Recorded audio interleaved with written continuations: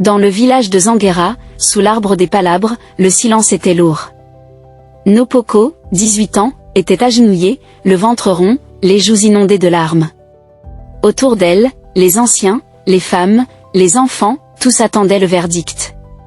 Chef Nabayemde, sévère, dit, une fille qui souille son nom avant le mariage souille aussi le nom de son peuple.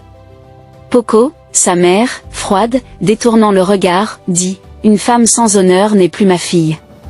Bila, l'amant lâche, hésitant, regard baissé, dit, je ne peux rien faire.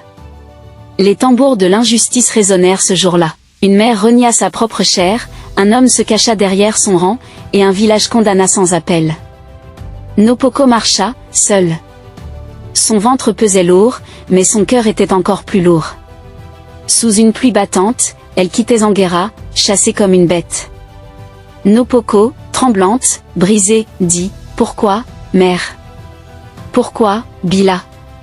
Le vent, sifflant, comme un murmure des ancêtres, et on entend, le destin des rejetés ne finit jamais là où commence leur exil. Dans une clairière, sous un baobab millénaire, Nopoko sentit la vie s'arracher d'elle. Une douleur déchirante, un cri de souffrance, et puis, un miracle. Nopoko, haletante, en pleurs, tenant son fils dans ses bras, et dit, « Mon fils. Sami.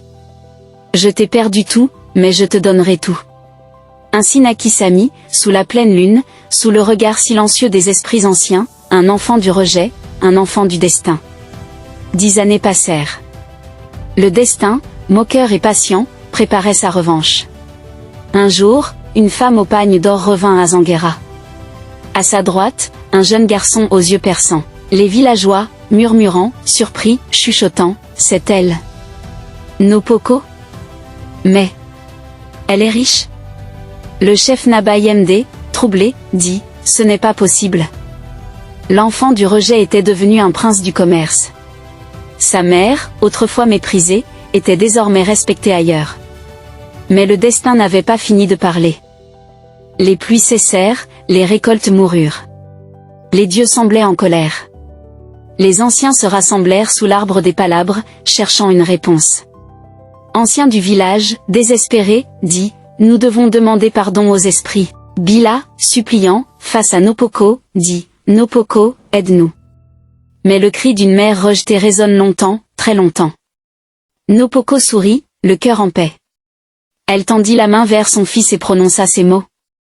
Nopoko, calme, puissante, dit, « On ne rattrape pas le passé. Mais on en subit toujours les conséquences. » Et ainsi, Zanguera comprit qu'un rejet, un seul, pouvait changer à jamais le cours d'un destin. Un enfant du rejet peut devenir le maître du destin. Une mère abandonnée peut être celle qui sauve ou qui détruit. Et un cri, même ignoré, finit toujours par se faire entendre.